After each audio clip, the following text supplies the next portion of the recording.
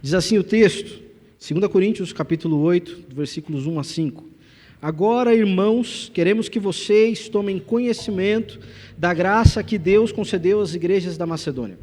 No meio da mais severa tribulação, a grande alegria e a extrema pobreza deles transbordaram em rica generosidade, pois dou testemunho de que eles deram tudo quanto podiam e até além do que podiam. Por iniciativa própria, eles nos suplicaram insistentemente o privilégio de participar da assistência aos santos. E não somente fizeram o que esperávamos, mas entregaram-se primeiramente a si mesmos, ao Senhor e depois a nós, pela vontade de Deus. Amém. Essa palavra é uma palavra que vai falar a respeito da contribuição que a igreja levantava em favor do auxílio, da assistência social, a outros irmãos que passavam dificuldade, passavam por grandes crises, pela fome. E a igreja se junta e a igreja forma uma campanha, e mesmo irmãos e mesmo igrejas que passavam também pela pobreza, também pela privação, pela restrição de recursos, mas com amor, se juntam para cooperar, para contribuir com o reino de Deus. E ofertam com alegria, por iniciativa própria, com disposição. Da mesma maneira, nós entendemos que devemos hoje contribuir todos os dias, com alegria no coração, com a gratidão de quem serve a um Deus provedor, a um Deus que cuida de nós todos os dias, provendo cada necessidade, cada dificuldade, abrindo portas onde o mundo só vê muros, paredes. Por isso, convido você a, nesse momento, com alegria no seu coração, com gratidão a Deus, preparar a sua oferta, orar ao Senhor por ela e trazer, enquanto louvamos ao Senhor nesse primeiro cântico, trazer a sua oferta, trazer o seu dízimo ao Senhor. Ore junto comigo pelos ofertantes e dizimistas, pela ceia do Senhor que nós iniciamos em nome de Jesus. Feche seus olhos, baixe sua cabeça. Meu Deus e meu Pai, muito obrigado, porque é um privilégio estar aqui nessa noite para cear junto aos meus irmãos. É um privilégio o ensino que o Senhor deixou a nós e hoje nós podemos imitar. Muito obrigado, Pai. Pedimos a Tua bênção, pedimos, ó Pai, a Tua graça durante toda essa noite a nos acompanhar, ó Pai, a falar aos nossos corações, a nos edificar, ó Pai. Mas agora, nesse momento de trazer as nossas ofertas, que o Senhor receba, Pai, de bom agrado as nossas ofertas, que elas subam, Pai, com um aroma agradável diante do Senhor. Recebe também, Pai, as nossas ofertas de louvor, junto com o nosso ministério de louvor, que a Tua bênção seja sobre eles, ó Pai, nessa noite mais uma vez. Ó Pai, abençoa também a fidelidade dos dizimistas dessa casa, que haja provisão, que haja sustento renovado todas as manhãs, todos os dias, sobre as casas, sobre as famílias dessa igreja. Essa é a nossa oração, Pai, esse é o nosso clamor, e com fé nós buscamos a Deus, confiantes, Pai, que o Senhor está a nos escutar e está a derramar a Tua graça sobre nós essa noite. Em nome de Jesus, graça te damos. Amém. Amém. Você pode trazer a sua oferta, seu dízimo e louvar com o nosso ministério de louvor.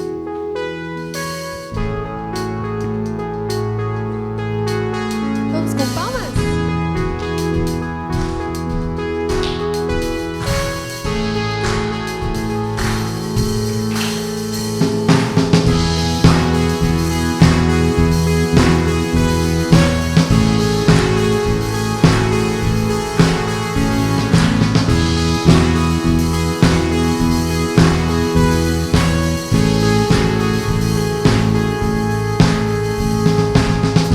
Quebra o jugo do meu pecado, tão mais forte é o meu amado, o Rei da Glória, o grande Rei dos Reis.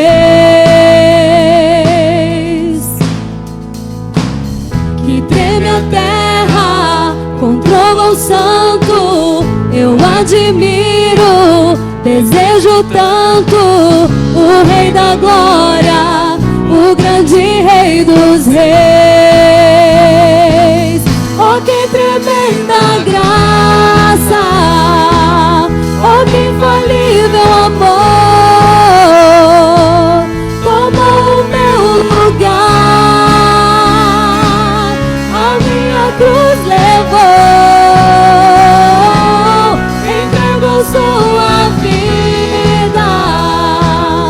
estou liberto enfim. Oh, Jesus, eu canto pelo que fez por mim.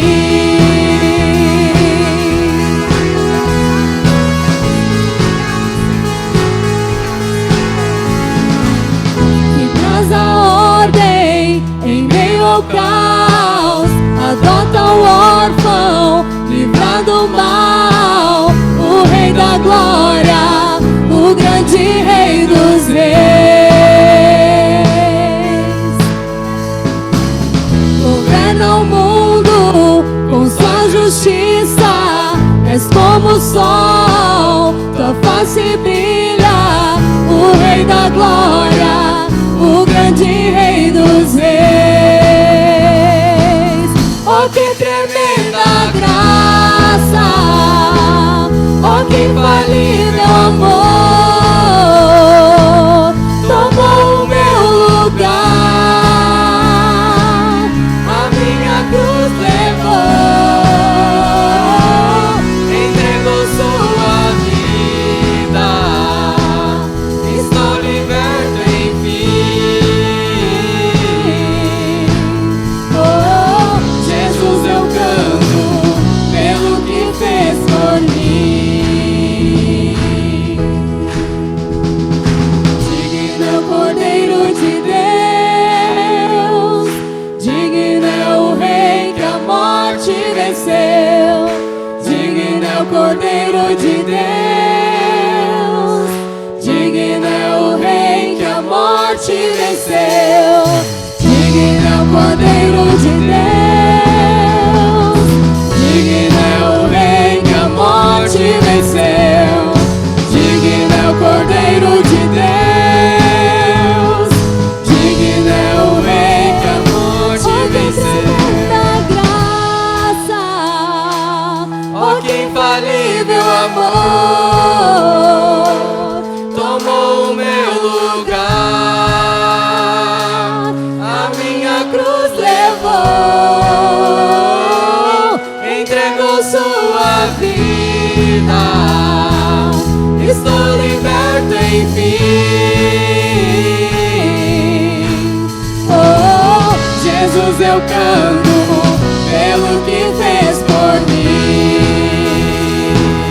Oh, que tremenda graça, oh, que infalível amor, tomou o meu lugar, a minha cruz levou, entregou sua vida, estou liberto enfim. Oh, Jesus, eu canto pelo que fez por mim.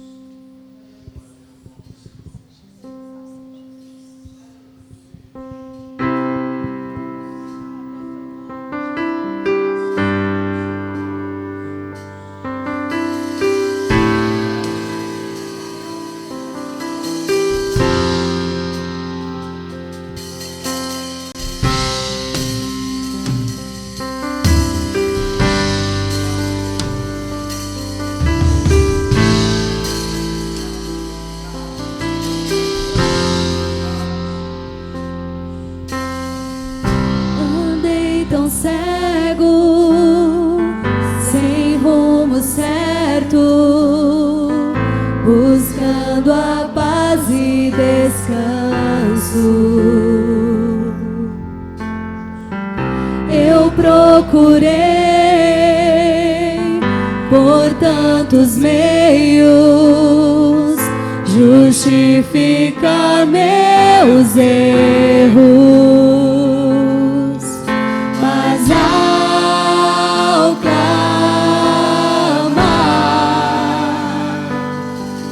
meus olhos abri e ao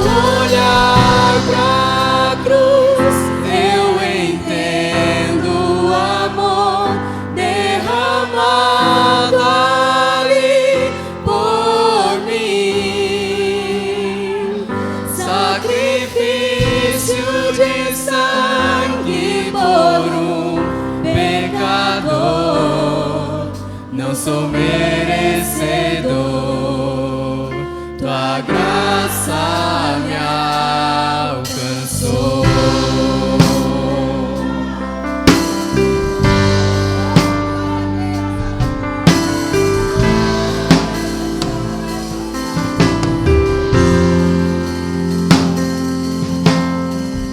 E ao ver tua glória naquele dia, me alegrarei em gratidão.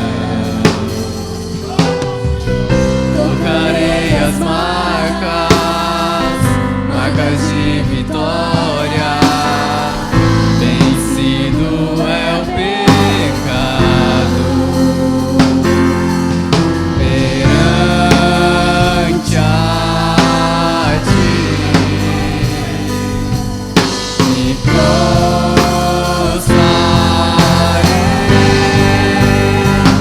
e ao olhar pra cruz eu entendo o amor derramado ali por mim.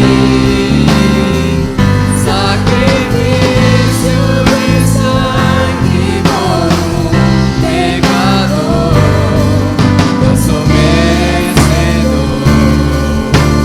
Graça me olhar pra cruz, eu entendo o amor derramado ali por mim. Sacrifício de sangue por um pecador, eu sou merecedor.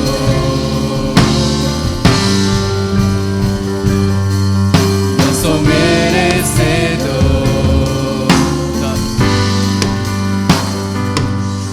Não sou merecedor, tua graça me alcançou.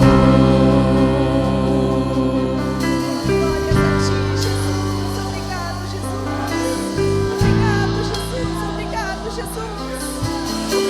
Santo é o teu nome, Jesus.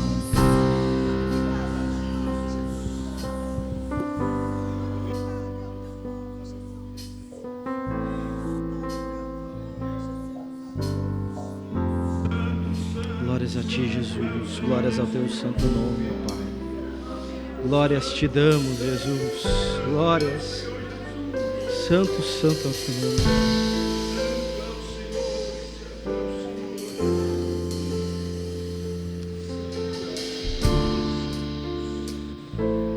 Quando os discípulos estavam reunidos com Jesus para cear, surgiu uma discussão dentre o grupo. Uma discussão registrada no Evangelho de Lucas, capítulo 22, a partir do versículo 24, que eu leio agora. Surgiu também uma discussão entre eles, acerca de qual deles era considerado maior. Jesus lhes disse: os reis das nações dominam sobre elas, e os que exercem autoridade sobre elas são chamados benfeitores. Mas vocês não serão assim. Pelo contrário, o maior entre vocês deverá ser como o mais jovem, e aquele que governa como o que serve.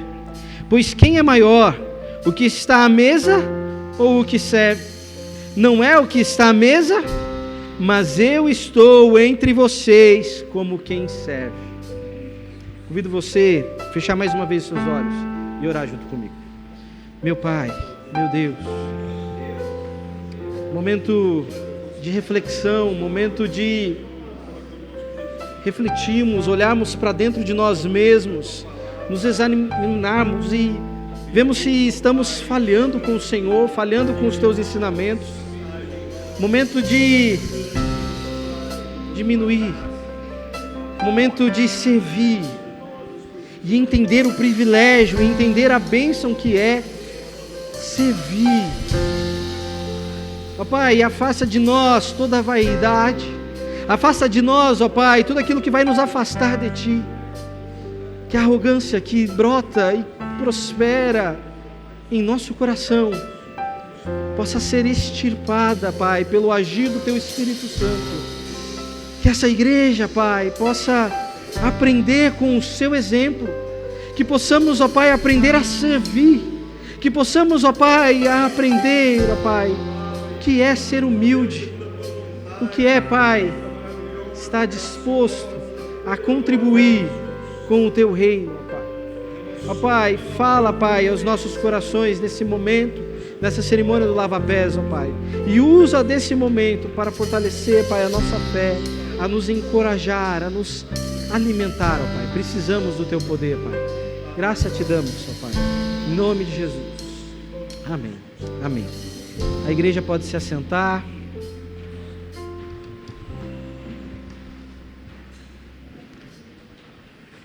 Uma cena muito bonita daqui de cima, igreja cheia, sempre uma alegria nos nossos corações quando vemos tantas famílias a que amamos juntas e por uma razão tão especial quanto a ceia do Senhor.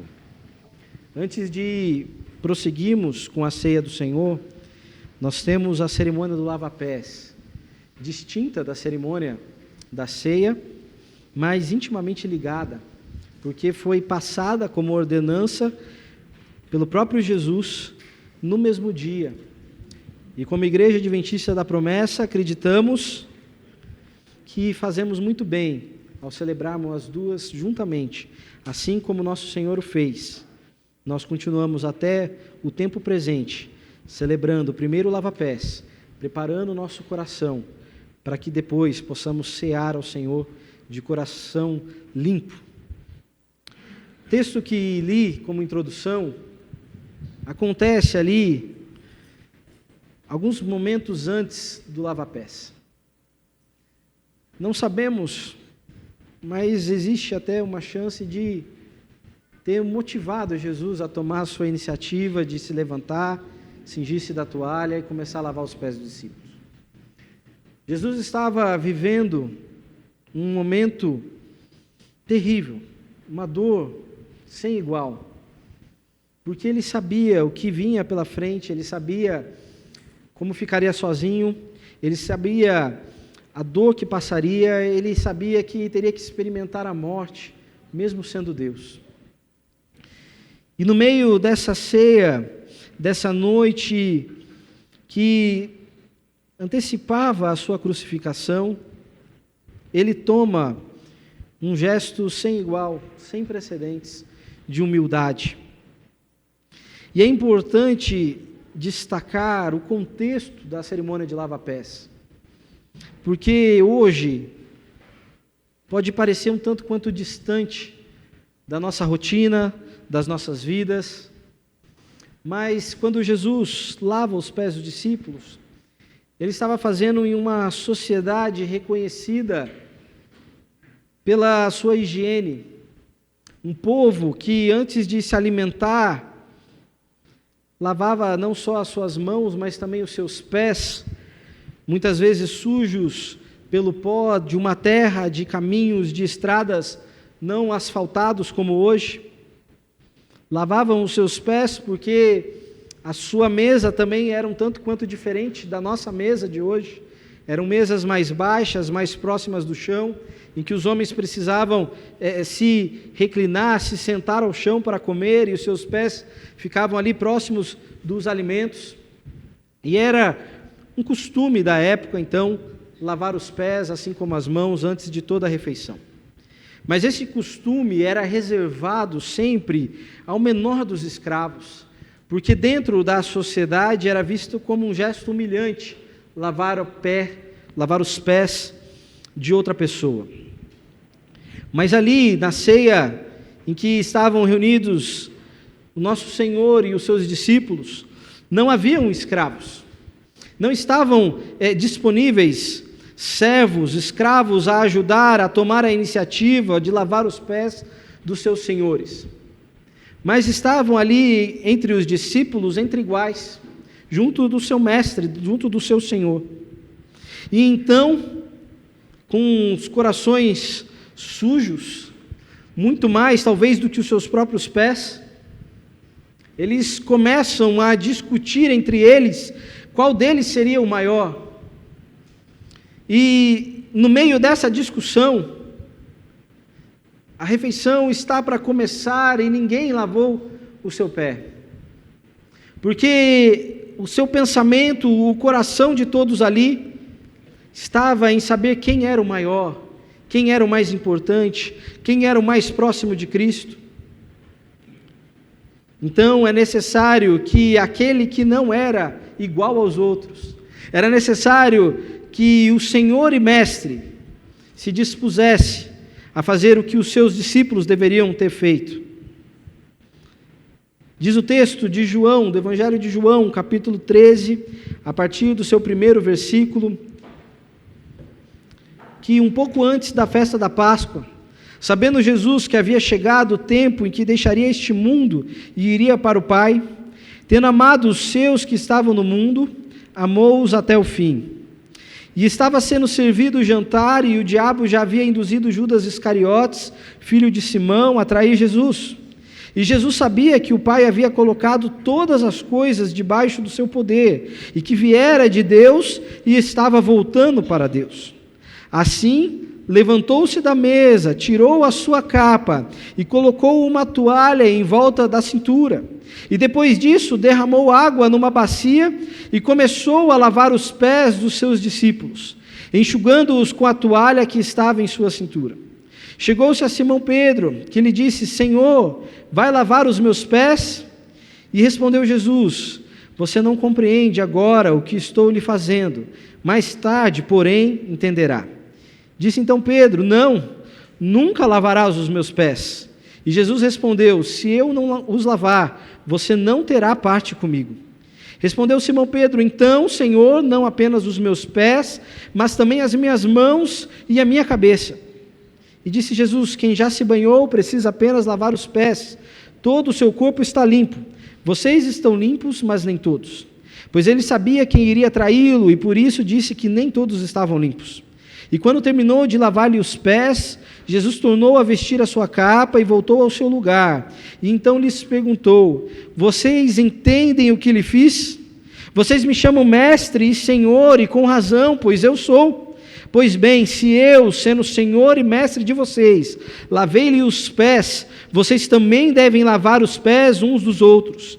Eu lhes dei o exemplo para que vocês façam como lhes fiz. Digo-lhes verdadeiramente que nenhum escravo é maior do que o seu senhor, como também nenhum mensageiro é maior do que aquele que o enviou. Agora que vocês sabem essas coisas, felizes serão se as praticarem. Amém. É com esta palavra, com essa bênção prometida, é que nos reunimos como igreja para lavarmos os pés uns dos outros. Tanto o lava-pés quanto a ceia do Senhor são cerimônias muito simples, com elementos simples. E somos chamadas de ordenanças porque foi o próprio Jesus que deixa este mandamento, que deixa essa ordem, para que nós continuássemos a praticá-las, porque, como disse o versículo 17, felizes serão se as praticarem. Nós não cremos que são cerimônias que carregam em si mesmo um poder sobrenatural, mas acreditamos também que, sim, é possível, através desses momentos, dessas celebrações, dessas cerimônias, que o agir de Deus no meio do seu povo venha a edificar a igreja, venha a fortalecer o ânimo da igreja, que a igreja possa se aproximar mais do seu Senhor, possa aprender com o seu gesto de humildade, possa aprender imitando o seu Senhor, possa se fortalecer, possa ver a sua fé encorajada. É com alegria que eu convido você a se juntar a mim e a todos os seus irmãos em Cristo Jesus,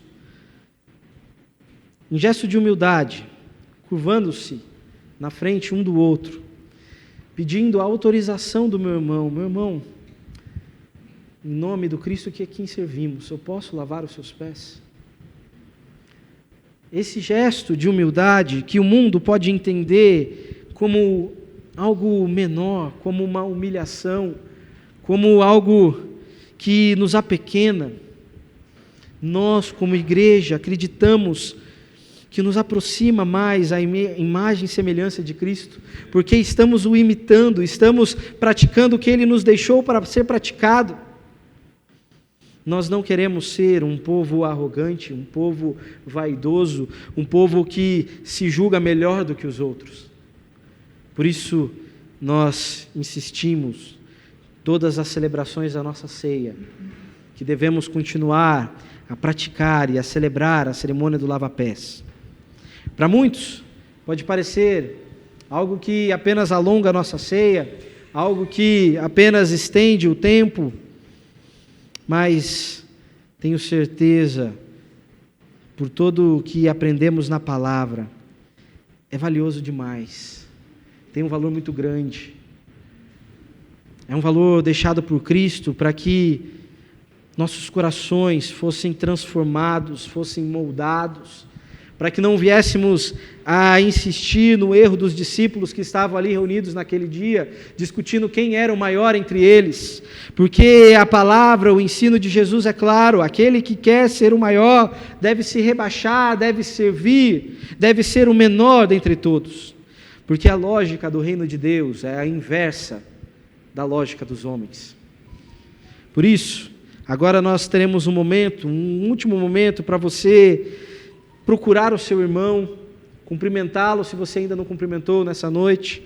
Se você sente no seu coração que é necessário, é a oportunidade de você pedir o perdão para o seu irmão, por qualquer coisa que possa ter acontecido. É o momento de nos abraçarmos, nos alegrarmos em família e então praticarmos essa cerimônia do lava-pés. Os homens vão se reunir no fundo da igreja, as mulheres ficam aqui dentro mesmo. Nós também acreditamos que é bom, é saudável a cerimônia praticada entre casados, entre o marido e a mulher. Então você pode também estar passando por esse momento com o seu marido, com a sua esposa, e eu tenho certeza que vai ser uma bênção.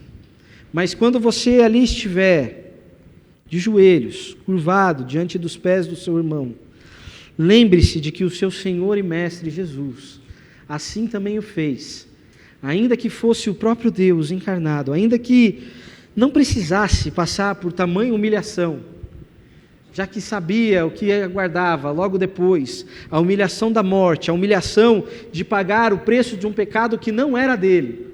Ainda assim, ele fez questão de deixar o exemplo para que hoje, até hoje, a sua igreja pudesse continuar praticando e pudesse continuar se alimentando desse bom costume, dessa bênção que é a cerimônia do lava-pés.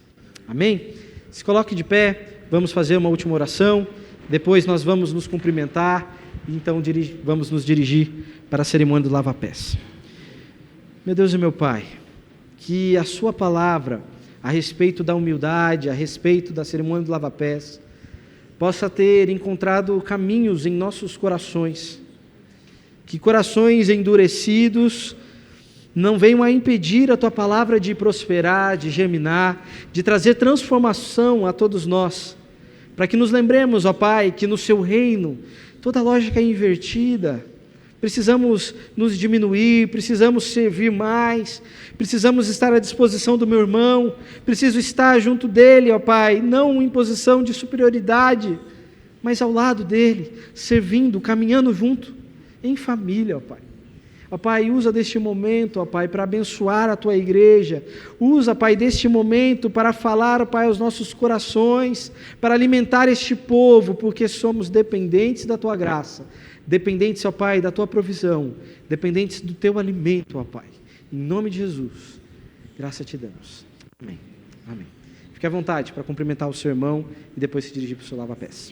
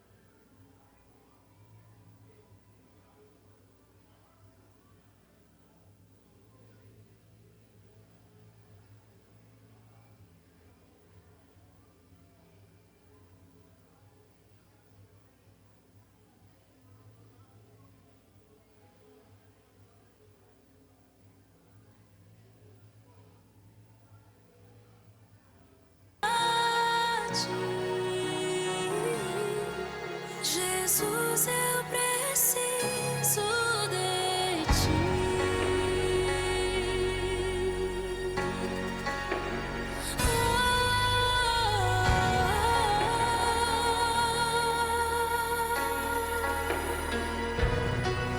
Me escutas quando clamo e acalma o meu pensar. Me levas pelo fogo, curando todo meu ser. Senhor, eu confio em ti. Eu confio em ti. Eu creio que tu és a cura. Creio que és tudo para mim.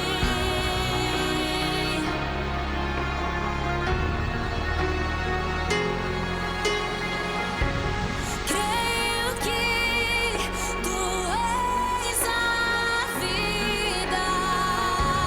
Creio que não há outro igual a ti.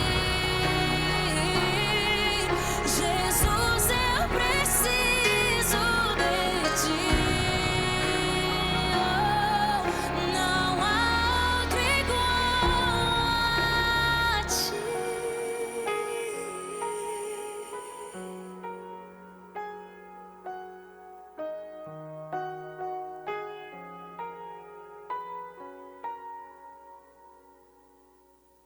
Nada é impossível para ti. Nada é impossível. Nada é impossível para ti. Tens o meu mundo em tuas mãos. Nada é impossível para ti.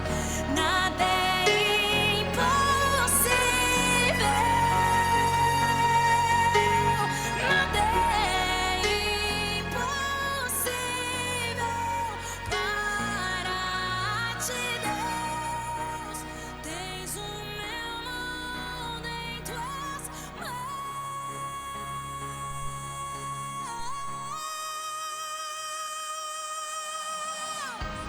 Creio que tu és a cura. Creio que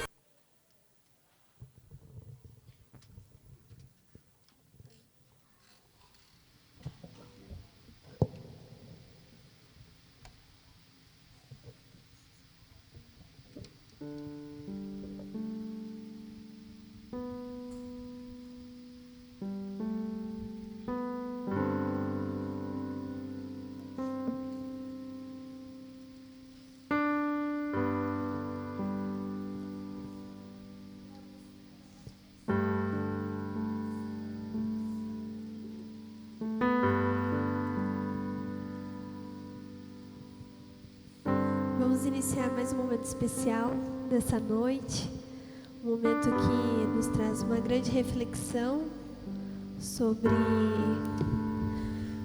como conhecemos Jesus verdadeiramente em sua essência e sua verdadeira santidade. E é por isso que eu convido vocês a se colocarem em pé nesse momento, para a gente louvar o Senhor com esse hino muito conhecido, que todos nós sabemos de cor, eu espero. É um momento de celebrar, de muita alegria, que você cante com todo o seu coração, que essa letra venha ser verdade para você e que esse momento também venha ser verdade na sua vida. Amém? Vamos louvar então.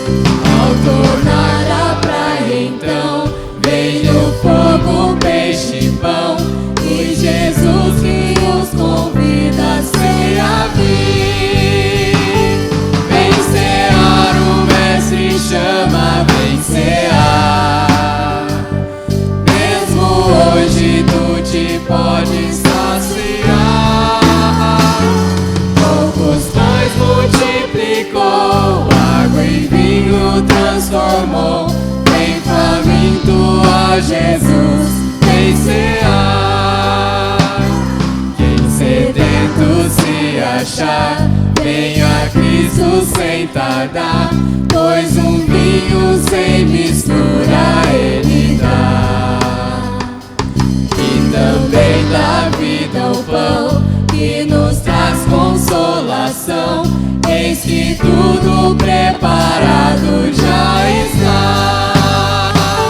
Vencear, o Mestre chama a vencear.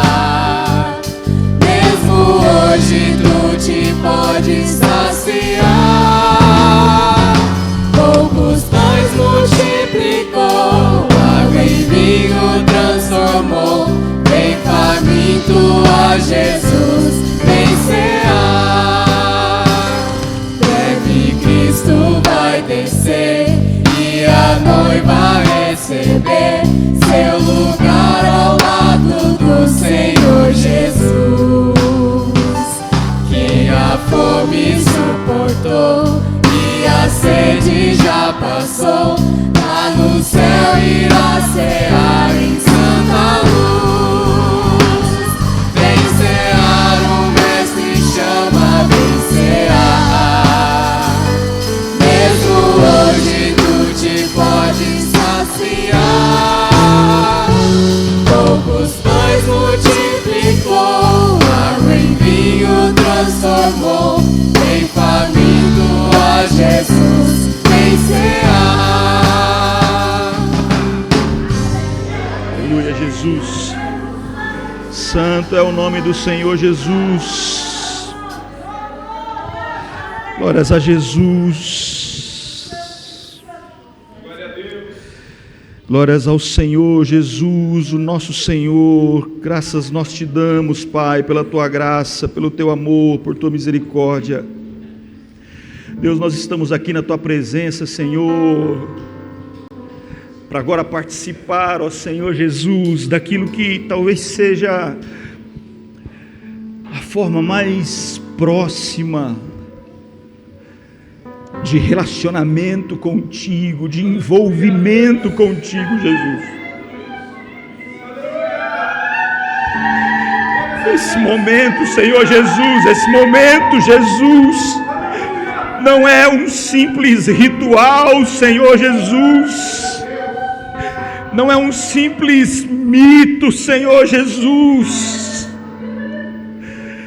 A gente não se apega, Senhor, aos símbolos, mas a gente se apega a Ti e a Tua palavra santa, Senhor, que diz que aquele que bebe o meu sangue e come a minha carne tem a vida eterna, e eu o ressuscitarei no último dia.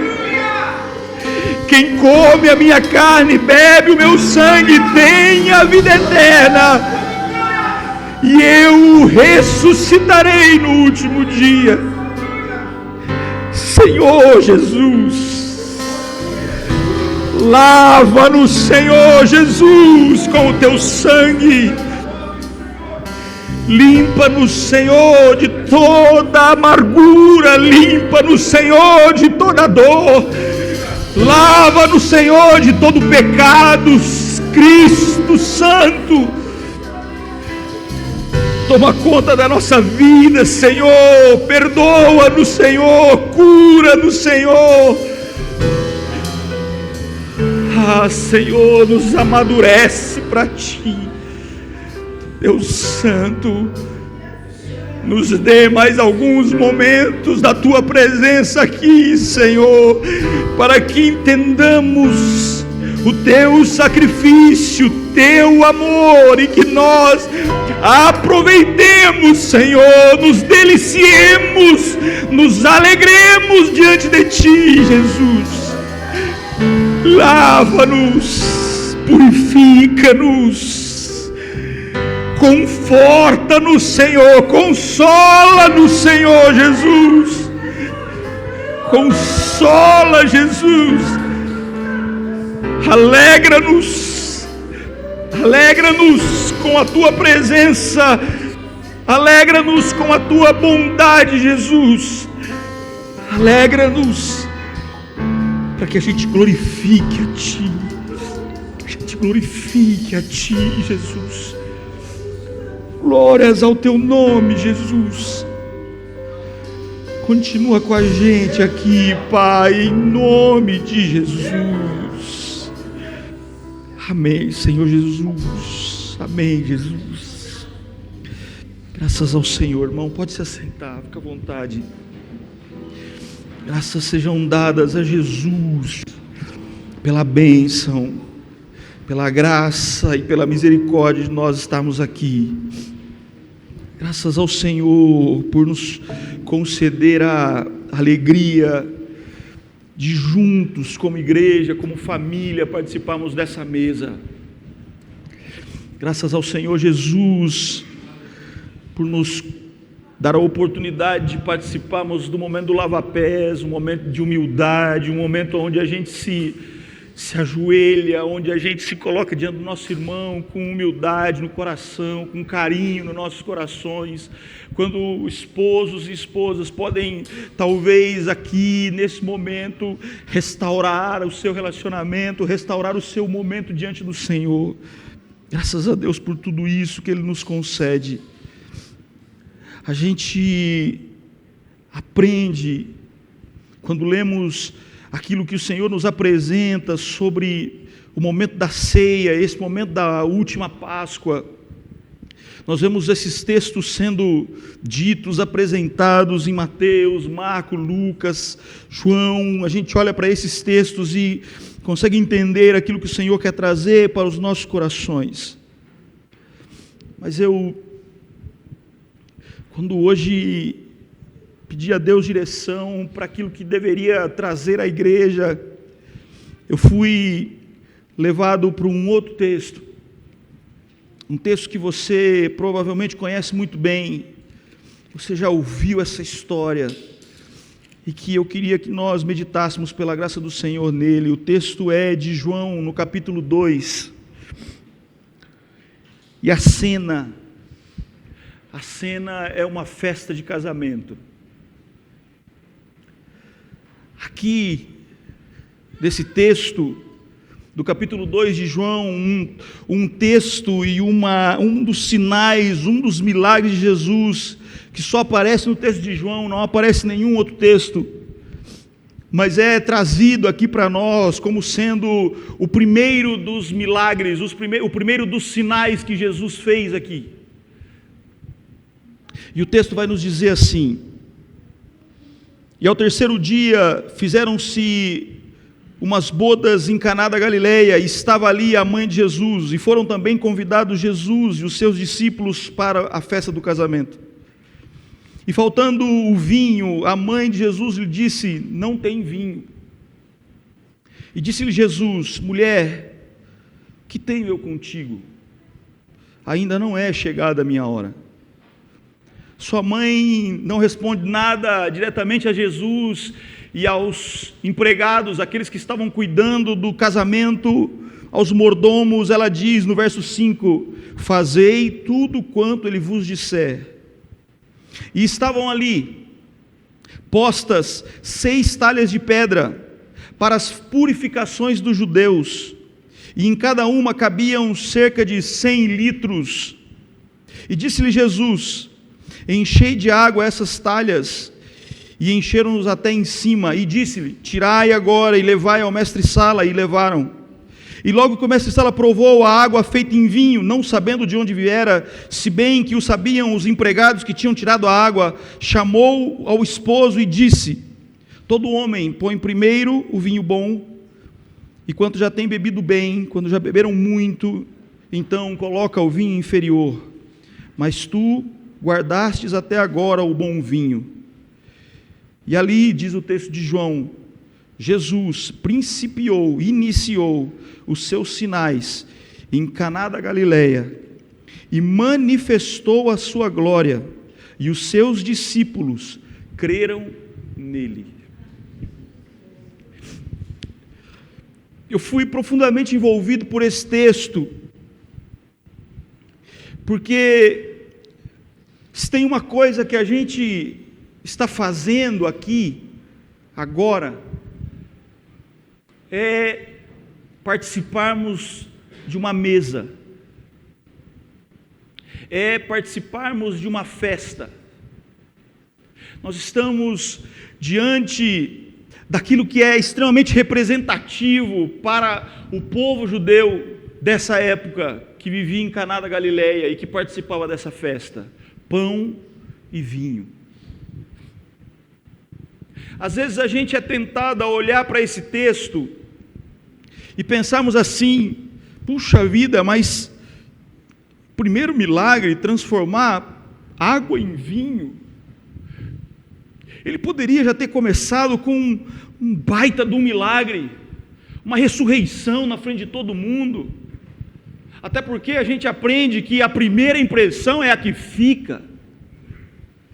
Se ele queria mesmo se apresentar como aquele que era o Messias, aquele que era filho de Deus, aquele que era enviado por Deus para a propiciação dos nossos pecados, que sobre ele, nele, existia e detinha-se todo o poder dos céus, Jesus talvez poderia ter começado com outro milagre. Mas isso é porque a gente não entende talvez o que está acontecendo aqui e o que Jesus quer trazer como simbolismo nesse milagre. E eu confesso que somente hoje eu pude vislumbrar um pouco mais do que esse texto tem a nos ensinar e que tem tudo a ver com esse momento de ceia que nós estamos participando. Para começar, quando a gente olha para o texto fala de um casamento, e talvez para nós ocidentais, a ideia de que um casamento é tão importante como no Oriente não valha mais.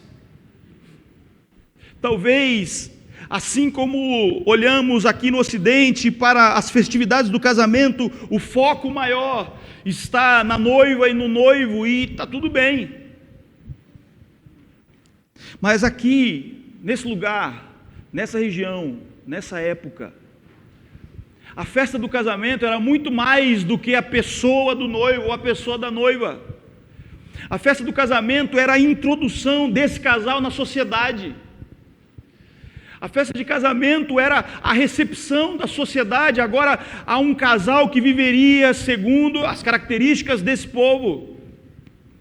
Aliás, o conceito de casamento estava muito fortemente ligado à capacidade de um povo continuar vivendo, existindo. É por isso que quando a gente lê o texto de Salmos, a palavra do Senhor vai dizer para a gente assim: bem-aventurado aquele que enche a sua casa de filhos, pois não será envergonhado frente aos seus inimigos, diz a palavra. Esse texto é muito mais profundo, porque esse momento do casamento é importante demais para essa sociedade. É importante demais. É por isso que essas festas, essas festividades aconteciam não só como a gente faz aqui, 1, 2, 3, 4, 5 horas de casamento, mas isso aqui acontecia uma semana de festa. Porque ao povo era dada a oportunidade de participar dos momentos mais importantes, porque agora eles eram casados, agora eles construiriam uma família, eles teriam filhos, os nomes deles seriam propagados, eles agora seriam respeitados. Ele não é mais um jovem que não sabe nada, ela não é mais uma menina que também não sabe nada, agora eles são um casal, eles fazem parte da sociedade e eles frutificarão.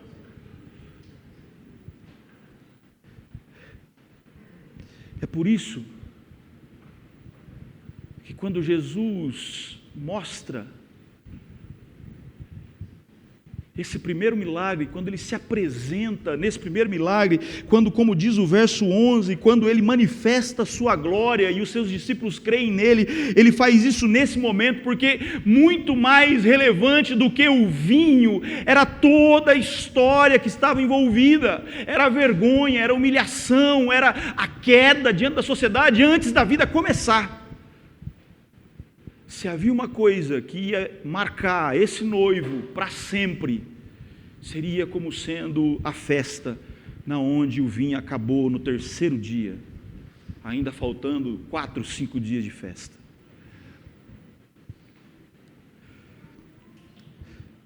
Maria, quando vê o que está acontecendo, como uma mulher atenta, esperta, ligada no que acontece à sua volta, ela chama Jesus e ela diz assim: Jesus, seguinte, acabou o vinho. E é interessante de novo pensar assim, Jesus podia dizer, mas e daí?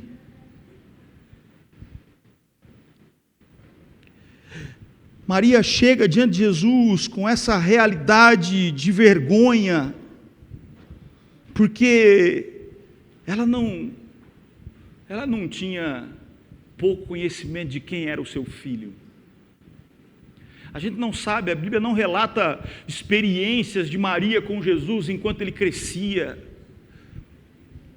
Mas se Maria não viu coisas incríveis sendo feitas por esse menino, pelo menos de uma coisa ela lembrava: dos anjos e dos anjos e dos anjos que apareciam a ela antes do nascimento, dos anjos que cantavam quando ele nasceu. Ela não esquece a cena do Espírito Santo dizendo para ela: aquilo que dentro de você for gerado é o Salvador que esse povo precisa. Ela sabia quem era Jesus. E ela sabia que ele era capaz de transformar qualquer vergonha em honra. Ela sabia. Por outro lado, o verso 4 é bastante interessante, porque Jesus vai dizer para ela assim: mulher, o que eu tenho contigo? E a gente é tentado a dizer assim: pô, se eu falasse assim com a minha mãe, eu ia tomar um tapa na boca ali mesmo, não importa a idade que eu tivesse. É óbvio que às vezes a gente interpreta de maneira muito seca esse texto, porque a tradução para a gente é muito seca, mas de fato, sem que a gente faça floreamentos aqui mentirosos, os historiadores, os estudiosos, os comentaristas realmente dizem que, mesmo que não foi tão feio assim como nós lemos no português, mas Jesus não usou para a mãe dele palavras que seriam tão doces como a gente esperaria que ele usasse. Mas a pergunta que a gente faz, e é isso que me encantou quando eu comecei a estudar esse texto, e aí ele começa a fazer sentido para mim, e isso me leva àquilo que para mim tem tudo a ver com o que a gente vai fazer nesse lugar. É que Jesus responde para ela assim: o que eu tenho contigo? E aí ele vai completar a frase dizendo: ainda não é chegada a minha hora. Ainda não é chegada a minha hora. O que a gente aprende aqui? Ou o que esse texto me ensina? Eu não sei se você consegue entender, mas Jesus sabia tudo o que ele ia passar desde antes de ser encarnado aqui em terra. Ele sabia tudo. E quando ele agora vive como homem, como ele agora habita entre nós, como ele agora sente na carne as mesmas coisas que nós, ele sabe o que passaria e ele sente já o que ele passaria. E talvez essa seja a razão, e foi isso que me deu um estralo, talvez foi essa a razão pela qual Jesus talvez foi mal educado com a mãe dele. Não foi tão polido com a mãe dele, como talvez Jesus merecia um tapa na boca da mãe dele. Quando Jesus diz a segunda parte da sua resposta, ainda não é chegada a minha hora, o que fica para mim óbvio aqui, o que eu aprendo aqui, é que Jesus faz uma conexão direta com o pedido de Maria e com aquilo que aconteceria no futuro próximo. Maria chega para Jesus e diz assim: acabou o vinho. Só que Jesus sabe que poucos anos depois, ele apresentará, diante de uma última conversa com seus discípulos, a seguinte frase: este vinho representa o sangue da nova aliança. Aquele que beber será salvo. Jesus sabe que quando ela fala de vinho, na cabeça dele começam a vir os gatilhos Isso vai acontecer, é o meu sangue que será derramado, é o meu sangue que será vinho, sou eu que serei aspergido para dar alegria a esse povo. Sabe, quando Jesus ouve a mãe dele, na cabeça dele já vem todo o sofrimento, já antecipa tudo aquilo que acontecerá, na cabeça dele fica claro, hoje ela pede vinho, mas daqui um tempo será o meu sangue que será aspergido por favor de todos aqueles que crerem em mim. O que eu posso fazer, minha mãe? O que eu posso fazer pelo que a senhora me pede? Se a gente quisesse agora parafrasear o que Jesus responde a ele aqui, a Maria aqui, é como se ele estivesse dizendo assim: mãe, eu sei que eu terei que dar vinho a eles, mas eu sei que o vinho de alegria para eles aqui um dia será o meu sangue, é o meu sangue que dará alegria a todos os homens e mulheres dessa terra. Mãe, não é chegada a minha hora ainda, mãe, ainda não está na hora, não chegou o momento de eu derramar esse sangue, não chegou o momento de eu experimentar isso, não chegou o momento dessa dor. É claro que talvez Jesus não diz nada disso para a mãe dele, talvez disse, a gente não sabe, mas a resposta imediata de Maria para ela, para os empregados que estavam por perto, aqueles que chegaram dizendo para ela, acabou o vinho, Maria, façam tudo o que ele disser. E aqui tem um outro ponto que para mim fica muito especial, que é o que acontece no verso 6. Eu não sei se você prestou atenção, mas no verso 6 diz assim: estavam ali 6 talhas de pedra. Olha o que diz depois da vírgula: para as purificações dos judeus. Cara, isso aqui, eu só vi isso aqui hoje. Eu só vi isso aqui agora há pouco. As purificações dos judeus. Nós sabemos que estava instituído para esse povo, desde o Antigo Testamento, os momentos de sacrifício e de expiação de pecados. E nós sabemos que era necessário que todo momento, em cada sacrifício, em cada propiciação, em cada momento em que um cordeiro era imolado para perdão de pecados, eram necessárias que essas talhas de pedra com água limpa fossem usadas para a purificação daqueles que ofereciam sacrifício. Essas talhas que estão na casa do noivo não tem nada a ver com aquilo que é o casamento. Essas talhas que estão aqui é para a purificação dos judeus, não tem nada a ver com a festa do casamento. Essas talhas que estão presentes nesse lugar não tem nada a ver com o vinho que antes existia e agora não existe mais. Não tinha vinho aqui, não tinha nada aqui, porque essas talhas tinham um único objetivo: servir para os sacrifícios no templo.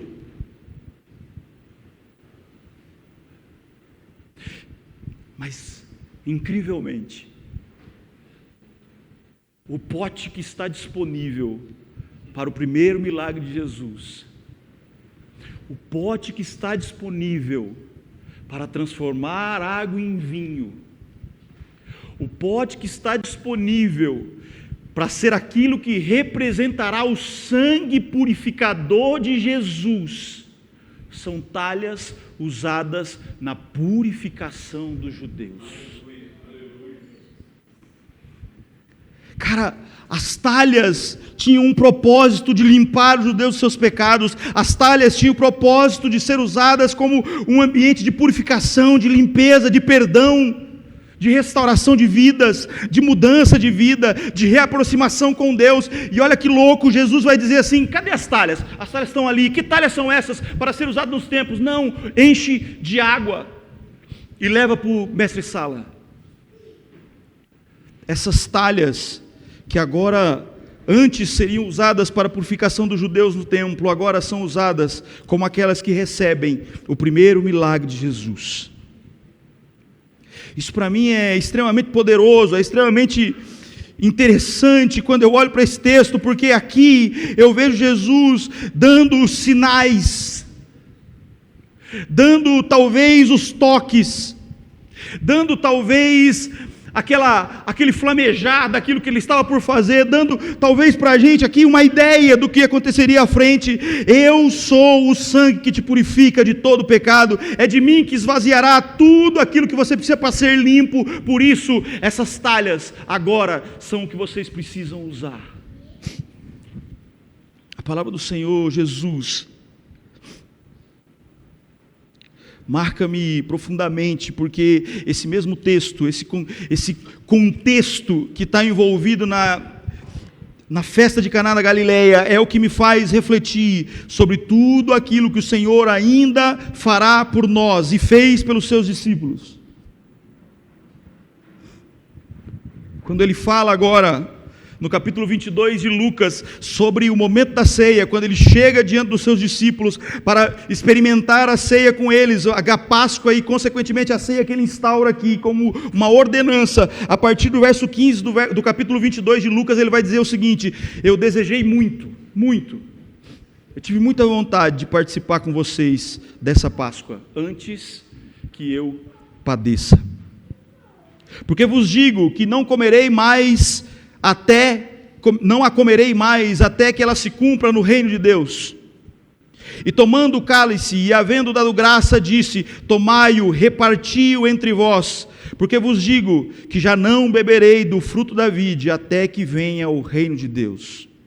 E tomando o pão e havendo dado graça, partiu-lhe e deu-lhe, dizendo: isto é o meu corpo que por vós é dado, fazei isso em memória de mim.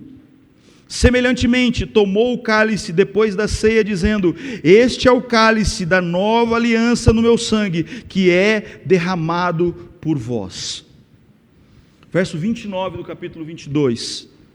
Eu vos destino o reino, assim como meu Pai vos destinou. Festa de casamento, sinais do vinho que representará o sangue.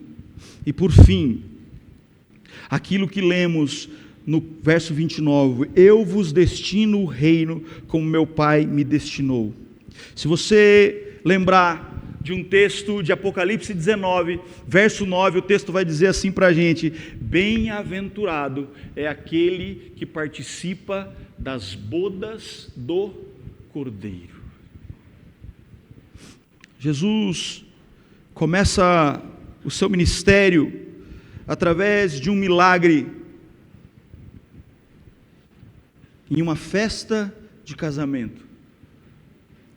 Jesus começa o seu ministério através de um milagre que está associado à comunhão, reunião e relacionamento entre pessoas. Jesus começa esse milagre fazendo com que a alegria, antes perdida pela vergonha da falta de vinho, fosse restaurada. Você deixou o melhor para o final.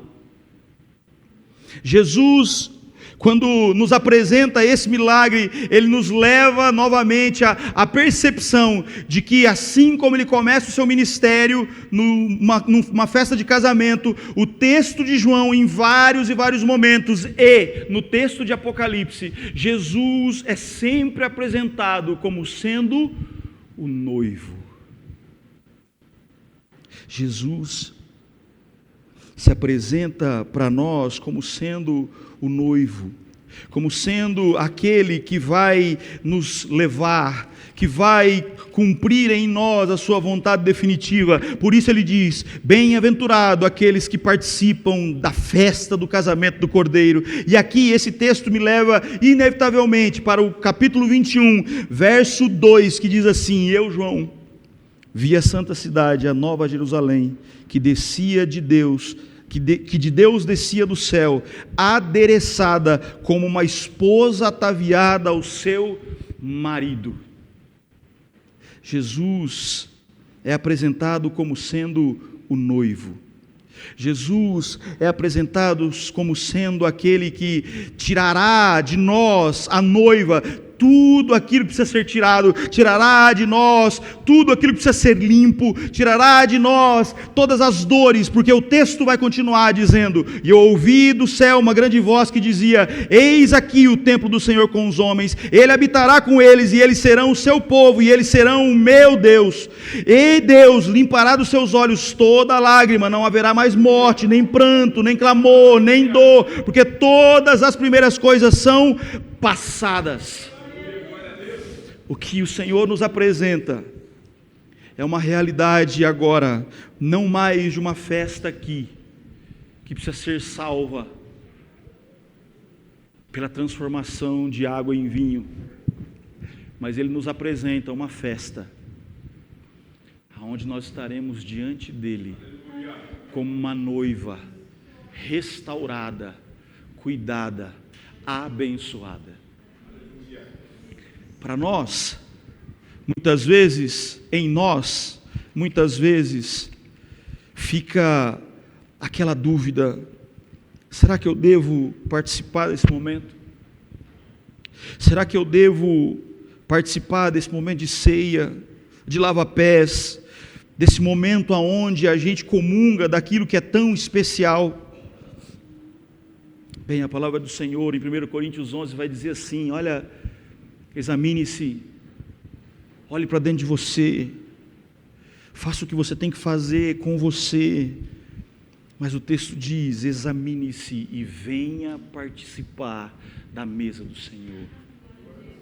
Mais importante que isso, é aquilo que Jesus completa aos nossos corações a partir do verso 47 de João 6.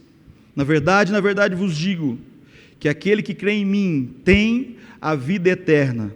Eu sou o pão da vida. Eu sou o pão que desceu do céu para quem dele comer não morra. Eu sou o pão vivo que desceu do céu. Se alguém comer desse pão, viverá para sempre. E o pão que eu der é a minha carne, e eu darei a minha vida pelo mundo. Quem come a minha carne e bebe o meu sangue tem a vida eterna, e eu ressuscitarei no último dia. Porque a minha carne verdadeiramente é comida, e o meu sangue verdadeiramente é bebida. Quem come a minha carne e bebe o meu sangue, permanece em mim, e eu nele. Graças ao Senhor Jesus, que você disse sim, e vem participar da mesa. Vamos nos colocar em pé. Nós vamos orar agora, pedindo ao Senhor que abençoe esse pão e esse vinho. Um pão puro, feito com azeite de oliva, com farinha de trigo e água, mais nada. Feito com as mãos cuidadosas de alguém consagrado para fazê-lo. Esse vinho é suco de uva puro. Isso aqui são emblemas, mas eles representam o corpo e o sangue de Cristo. Então, mas há poder, há magia, há mistérios nesse suco e nesse pão. Eu te digo que não, se você for um místico supersticioso. Mas eu te digo sim, se você for crente. Porque esse sangue e esse corpo, isso que é representado aqui, como meu pai muitas vezes disse, e assim aprendi dele, isso aqui não é só um momento de comunhão, isso aqui não é só um momento em que comemos o corpo de Cristo, bebemos aquilo que representa o sangue de Cristo, mas é um momento onde esse sangue, esse corpo nos purifica de todo o pecado. Isso aqui, irmãos, e o que ele representa, a fé que depositamos nesses símbolos, são capazes de nos curar, de nos limpar, de nos consolar, de nos fazer perdoar e de sermos perdoados. Que eu e você, quando desfrutemos disso aqui, possamos entender o que isso representa em nome de Jesus. Nós vamos orar e os diáconos em função irão entregar a você o pão e o vinho. Primeiramente nós vamos comer o pão e depois tomaremos o vinho, sempre esperando a ordem para isso e esperando uns pelos outros em nome de Jesus. Se você puder, ore comigo nesse momento, eu te convido. Deus grandioso, Deus de amor e de graça, Senhor Jesus, nós não somos nada, Senhor, diante de Ti, da Tua presença, da Tua glória, do Teu poder, Jesus. Nós não temos poderes em nossas mãos, mas nós temos, ó Deus, a autoridade eclesiástica que o Senhor nos deu, Senhor, para ministrarmos aqui, junto com os nossos irmãos, esse momento, Jesus. No nome santo de Jesus, que a partir de agora, Senhor, os nossos corações estejam abertos, prontos a Ti, Senhor Jesus, para receber o corpo e o sangue de Cristo. Não pelo que Ele é, mas pelo que Ele representa, Senhor Jesus. O Senhor é a alegria dessa festa. O Senhor é a razão dessa festa. O Senhor é o centro dessa festa. O Senhor é o glorificado dessa festa, Senhor. O Senhor é o Senhor de tudo isso. Em nome de Jesus, nós te agradecemos por podermos fazer parte disso, em nome de Jesus. Amém, Senhor. Amém, Jesus. Amém. Aqueles que forem participar desse momento, por favor, permaneçam em pé, para que possam receber dos diáconos o seu pão e o seu vinho. E assim, recebendo, podem ir sentando e aguardem uns pelos outros. Nós vamos comer primeiro o pão, para depois comermos o vinho. Quem come a minha carne e bebe o meu sangue, tem a vida eterna, e eu o ressuscitarei no último dia. Porque a minha carne verdadeiramente é comida, e o meu sangue verdadeiramente é bebida. Quem come a minha carne e bebe o meu sangue, permanece em mim e eu nele. Eu sou o pão vivo que desceu do céu. Se alguém comer desse pão, viverá para sempre. E o pão que eu der é a minha carne, que eu darei pela vida do mundo. Na verdade vos digo, se não comerdes a carne do Filho do Homem e não beberdes o seu sangue, não tereis vida em vós mesmos.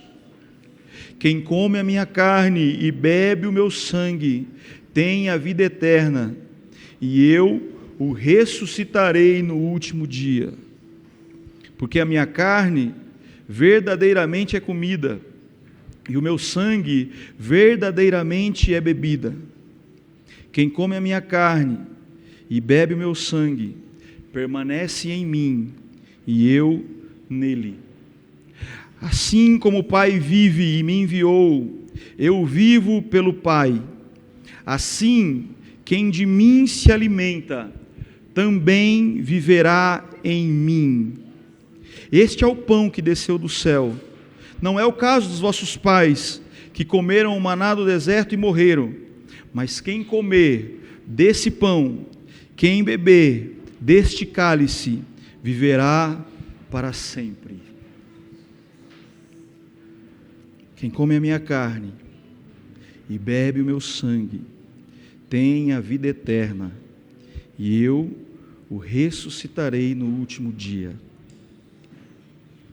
Porque verdadeiramente a minha carne é comida, verdadeiramente o meu sangue é bebida. Quem come a minha carne e bebe o meu sangue tem a vida eterna, permanece em mim e eu nele. Este é o pão que desceu do céu. Quem comer deste pão viverá para sempre, diz a palavra do Senhor.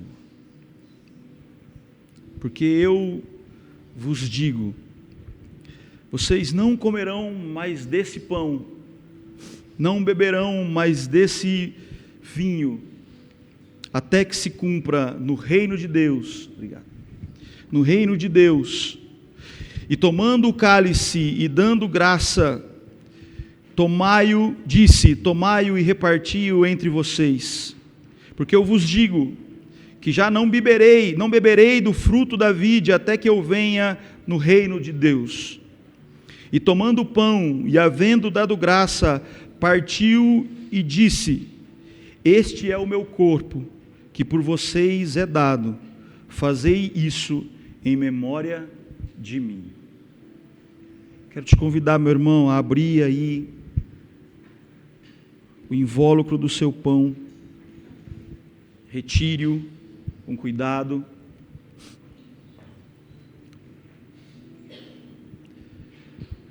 E eu te convido, Iago, Vitória, Maju, que pela primeira vez vocês experimentem esse pequeno pão, mas que é a representação daquele que deu a vida por vocês. Comei dele todos.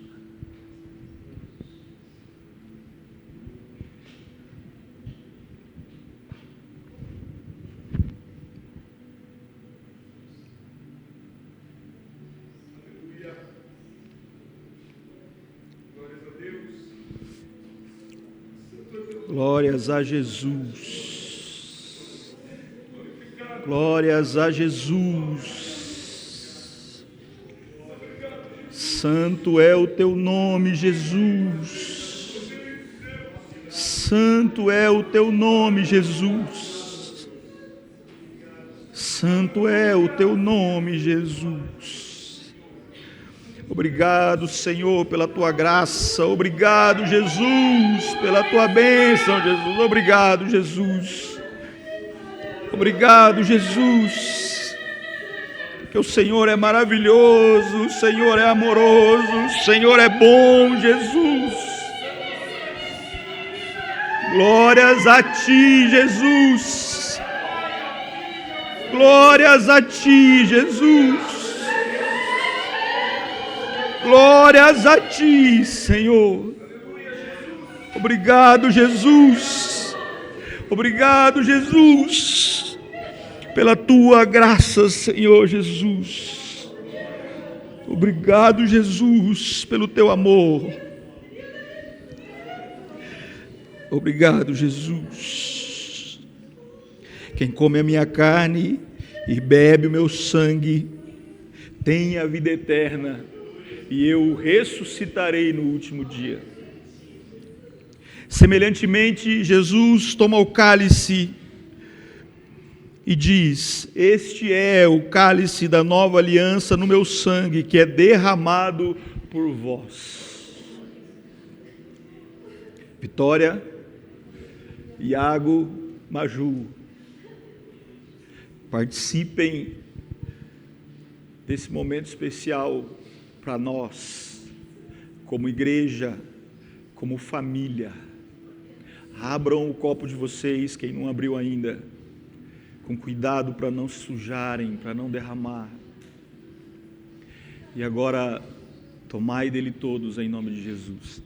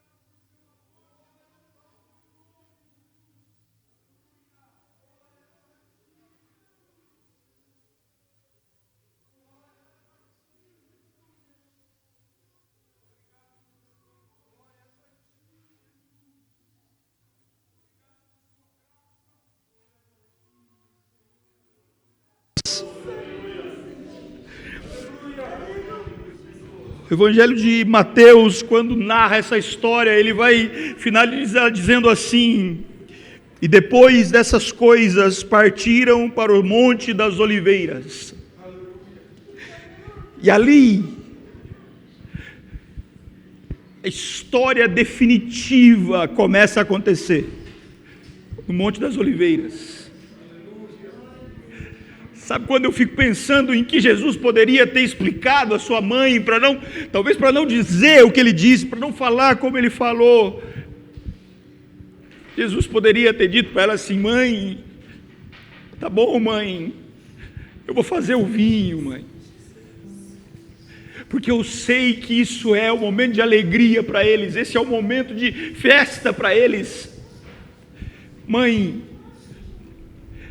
para que não só eles tenham alegria agora, mas para que todos tenham alegria perene no futuro, mãe, eu deixarei a minha alegria, eu ficarei sozinho, eu orarei ao Pai sem que ninguém esteja comigo, eu direi a Ele assim: se possível, passe de mim esse cálice, mas que seja feita a tua vontade. Mãe, a senhora sabe que eu vim para esse mundo com um objetivo, e esse objetivo nunca sai da minha cabeça. Então, mãe, desculpa se eu falei desse jeito, mas quando a senhora fala de vinho, eu me lembro daquilo que farei. Mas o texto de João, quando fala do que Jesus vai fazer, como o pastor Vitor leu para a gente aqui, ele começa o texto dizendo assim: e amando os seus, amou-os até o fim. O texto vai dizer: e eles cantaram um hino e saíram. Então eu quero te convidar a ficar de pé. E talvez para Satanás o momento da morte de Jesus é o momento da vitória. Ganhei, venci. Para os judeus invejosos também era o momento da vitória, venci. Mas tem um cara que um dia, diante desses fariseus, um cara chamado Gamaliel, um cara que ensinou Paulo, perseguidor, que se transformou em pregador, ele disse a esses homens: olha, já apareceram outros Messias por aqui, mas quando ele morreu, os seus discípulos se dissiparam e a história acabou. Apareceu o outro também, que chamava-se Judas, mas quando ele morreu, os seus discípulos se dissiparam e a história acabou. Se esse Jesus for só mais um desses, quando ele morrer, a história acabará. Mas esse cara, talvez para nos deixar uma história, para a gente glorificar a Deus, ele diz o seguinte: mas se esse Jesus for quem ele diz que é, não há nada que a gente possa fazer para que esse nome pare de ser gritado por esse mundo. E fazem 2000 anos que esse nome é gritado como Salvador, e debaixo desse nome a salvação, e não há nenhum outro nome digno de receber glória, louvor e adoração. Jesus já venceu e nos preparou para o seu reino. Por isso, esse louvor diz isso: já refugie a glória eterna de Jesus. E é isso que nós vamos cantar com alegria, com fervor e em festa, em nome de Jesus. Abra sua boca e glorifique ao Senhor, em nome de Jesus. Em nome de Jesus.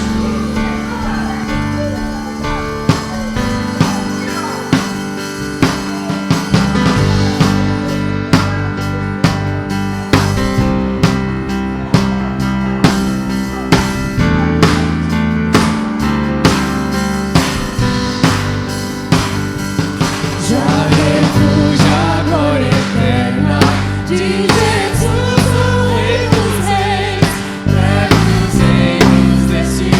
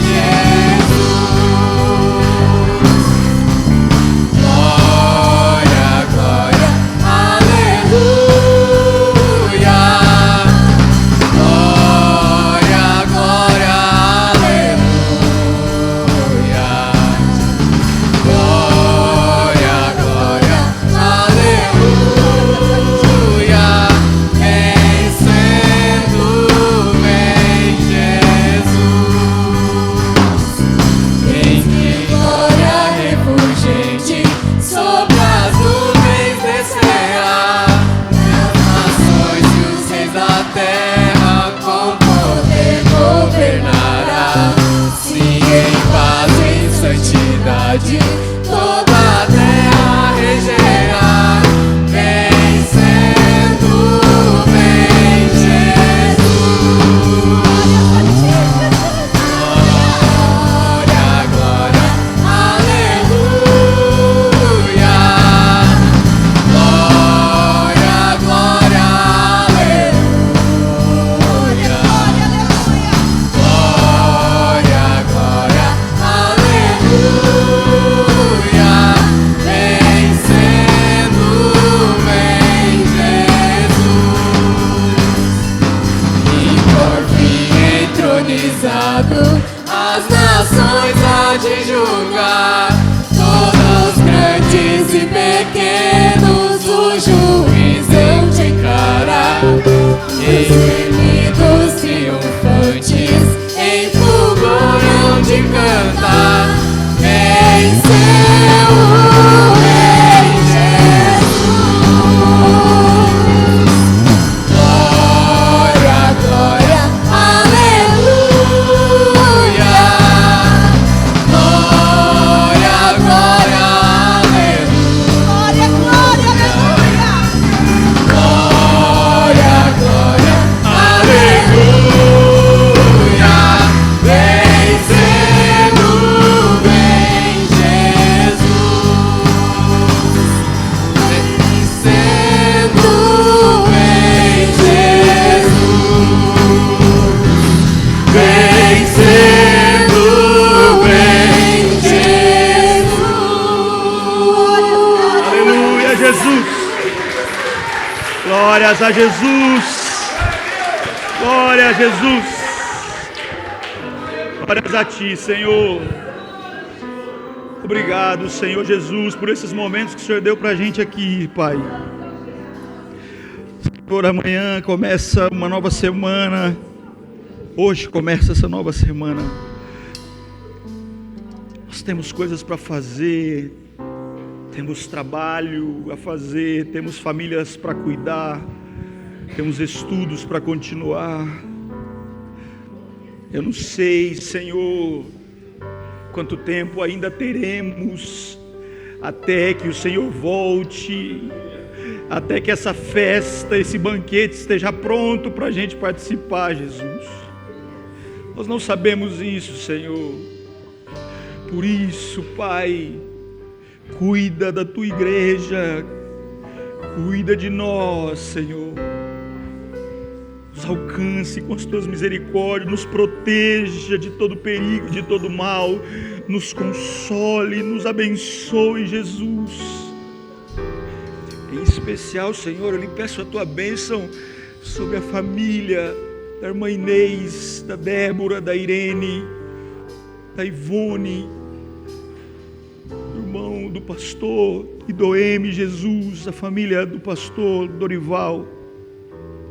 Senhor, a gente sabe que o Senhor tem nas suas mãos o controle de todas as coisas. Por isso, Senhor, nos acalme o coração para a gente entender, ou simplesmente para não entender, mas compreender que o Senhor controla todas as coisas. Deus, cuida da Tua igreja e nos abençoe, Senhor. Nos dê novas oportunidades para participar desse momento, mas se não tivermos mais oportunidade, Jesus, que no dia em que os céus se abrirem, no dia em que o Senhor aparecer nos céus, seu reino for estabelecido aqui, Jesus, a gente esteja pronto para participar da Tua ceia, da Tua mesa, do banquete, que nós sejamos a noiva pronta para Te receber, Jesus. Em nome de Jesus, cuide de nós, Senhor. Que a graça do nosso Senhor e Salvador Jesus Cristo, o amor de Deus Pai Todo-Poderoso, a comunhão e consolação do Espírito Santo sejam com cada um de nós, agora e para sempre. Amém, Jesus. Amém, Jesus. Glórias a Jesus nas